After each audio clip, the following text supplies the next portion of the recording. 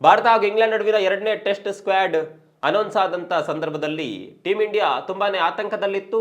ಅಭಿಮಾನಿಗಳು ಕೂಡ ಬೂಮ್ರಾ ಇಲ್ಲ ಅನ್ನುವಂತ ಕಾರಣಕ್ಕಾಗಿ ತುಂಬಾನೇ ಚಿಂತೆಯಲ್ಲಿದ್ರು. ಬೂಮ್ರಾ ಇಲ್ಲ, ಉಳಿದ ಬೌಲರ್ಸ್ಗಳು ಏನ್ ಮಾಡ್ತಾರೆ ಅನ್ನುವಂತ ಚಿಂತೆಯಲ್ಲಿದ್ರು. ಆದರೆ ಸಿರಾಜ್ ಮಾತ್ರ ಬೂಮ್ರಾ ಅನುಪಸ್ಥಿತಿಯಲ್ಲಿ ಚೆನ್ನಾಗಿ ಬೌಲಿಂಗ್ ಮಾಡಿದ್ದಾರೆ.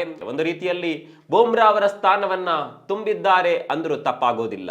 ಬೂಮ್ರಾ ಒಂದು ವೇಳೆ ಇದ್ದಿದ್ರೆ ಅವರು ಅಟ್ಯಾಕ್ ಅನ್ನ ನಾಯಕತ್ವ ವಹಿಸಿಕೊಂಡು ಮುನ್ನಡೆಸ್ಕೊಂಡು ಹೋಗ್ತಾ ಇದ್ರು. ಆದರೆ ಆ ಸ್ಥಾನವನ್ನ ಈಗ ಸಿರಾಜ್ ತುಂಬಿದ್ದಾರೆ.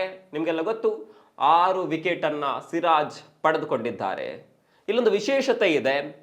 ಬೂಮ್ರಾ ಇದ್ದಂತ ಸಂದರ್ಭದಲ್ಲಿ ಸಿರಾಜ್ ತನ್ನ ಮೇಲೆ ತನಗೆ ನಂಬಿಕೆ ಇಲ್ಲದಂತೆ ಬೌಲಿಂಗ್ ಮಾಡ್ತಾರೆ.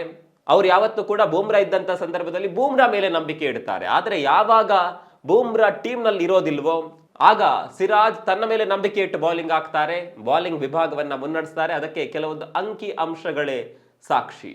ಬೂಮ್ರಾ ತನ್ನ ಜೊತೆಗೆ ಇದ್ದಂತ ಮ್ಯಾಚ್ಗಳಲ್ಲಿ ಸಿರಾಜ್ 30 ಮ್ಯಾಚ್ನಲ್ಲಿ ತೆಗೆದಿದ್ದು 59 ವಿಕೆಟ್ಗಳನ್ನ, ಅದು ಕೂಡ 32ರ ಸರಾಸರಿಯಲ್ಲಿ.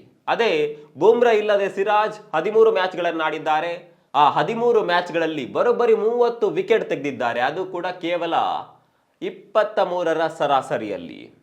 ನೋಡಿ, ಒಬ್ಬ ಸ್ಟ್ರಾಂಗೆಸ್ಟ್ ಪ್ಲೇಯರ್ ಟೀಮ್ನಲ್ಲಿದ್ದಾಗ ಎಲ್ಲರೂ ಕೂಡ ಆತನ ಮೇಲೆ ನಂಬಿಕೆ ಇಡ್ತಾರೆ. ಬೂಮ್ರಾ ಇದ್ದಾರೆ, ಏನೋ ಮಾಡ್ತಾರೆ ಅಥವಾ ಜವಾಬ್ದಾರಿ ತೆಗೆದುಕೊಳ್ತಾರೆ. ಅವರು ಇಲ್ಲದ ಸಂದರ್ಭದಲ್ಲಿ ತನ್ನ ಮೇಲೆ ತಾನು ನಂಬಿಕೆ ಇಡೋದಕ್ಕೆ ಶುರು ಮಾಡ್ತಾರೆ. ಅದಕ್ಕೆ ಸಿರಾಜ್ ಉತ್ತಮ ಉದಾಹರಣೆ. ಬೂಮ್ರಾ ಇಲ್ಲದಿದ್ದರೂ ಕೂಡ ಆ ಜವಾಬ್ದಾರಿಯನ್ನ ತೆಗೆದುಕೊಂಡು ಇಂಗ್ಲೆಂಡ್ ಬ್ಯಾಟ್ಸ್ಮನ್ಗಳನ್ನ ಅಟ್ಟಾಡಿಸಿ ವಿಕೆಟ್ಗಳನ್ನ ಬೇಟೆಯಾಡಿದ್ದಾರೆ. ಸಿರಾಜ್ ಅವರ ಈ ಸ್ಪೆಷಲ್ ಕಲೆಯ ಬಗ್ಗೆ ನಿಮ್ಗೆ ಏನನ್ಸುತ್ತೆ ಕಾಮೆಂಟ್ ಮಾಡಿ.